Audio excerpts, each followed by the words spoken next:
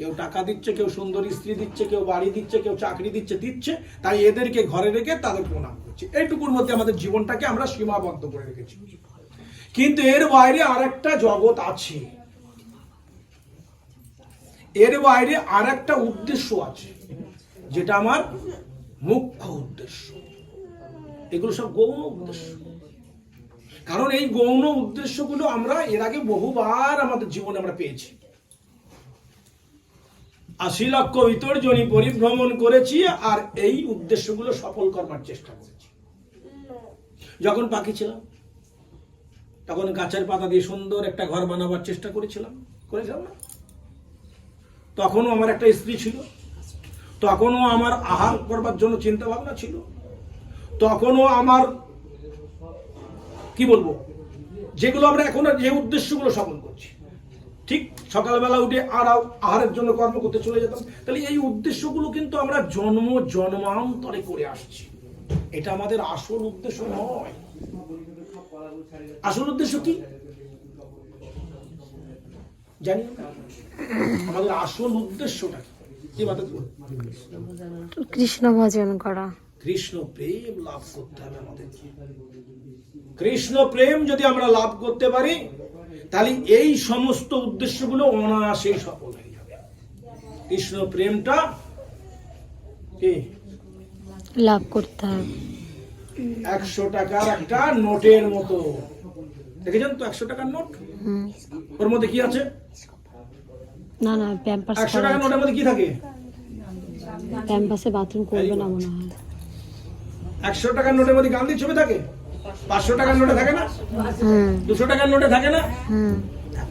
আমি কি বলতে চাইছি, ১০০ টাকার নোটের মধ্যে আমি ২ টাকাও পাবো, ১ টাকাও পাবো, ১০ টাকাও পাবো, ৫ টাকাও পাবো, ৫০ টাকাও পাবো, ২০ টাকাও পাবো, ১০০ টাকা।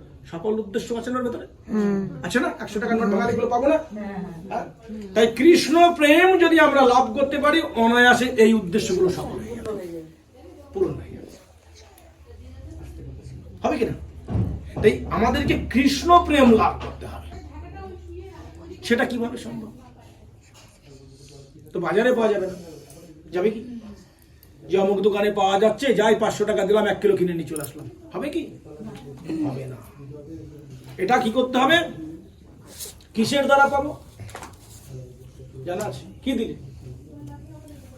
কি দিলে আমি কৃষ্ণ প্রেমটা পেতে পারি? ভক্তি দিয়ে। কে বললো?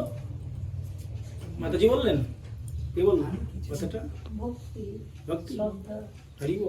দেখো খুব সুন্দর। একমাত্র ভক্তি।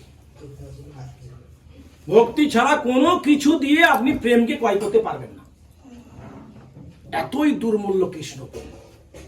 একমাত্র ভক্তির দ্বারা কৃষ্ণ প্রেমকে লাভ করা যাবে, তাছাড়া সম্ভব নয়।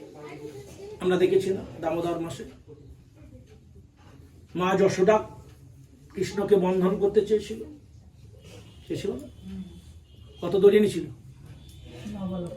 ৯ লক্ষ ধেনুর দড়ি এক জায়গায় জড়ো করেছিলেন কৃষ্ণকে বন্ধন করবার জন্য। পেরেছিল? কিসে পেরেছিলেন? ভক্তি দ্বারা। ভক্তি দ্বারা রজ্জু দিয়ে ভগবানকে বন্ধন করেছিল। প্রেম দ্বারা ভগবানকে বন্ধন করা না হলে সম্ভব নয়। কোনো মতেই আপনি চেষ্টা করলেও পারবেন না ভগবানকে বন্ধন করতে। একমাত্র ভক্তের কাছে বশ্যতা স্বীকার করেন ভগবান, এখানেই তিনি বাধা পড়ে যান।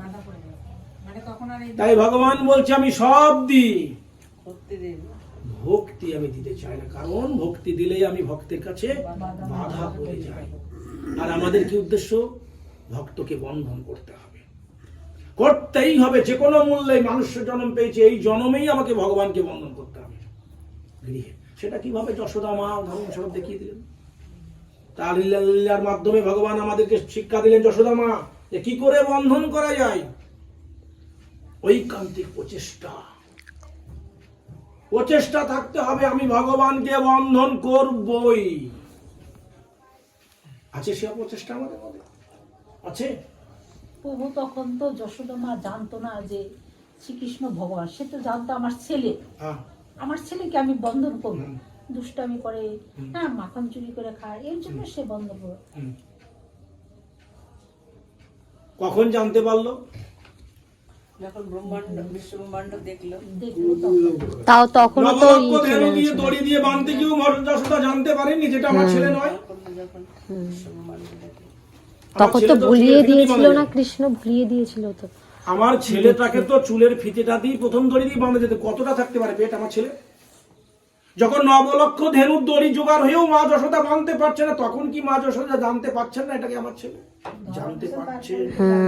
কারণ মা যশোদা কখনোই ছেলে বলে নিজের মনে জায়গা দেয়নি, কারণ ভক্ত বৎসল যে প্রেম তিনি আস্বাদন করতে পারবেন না।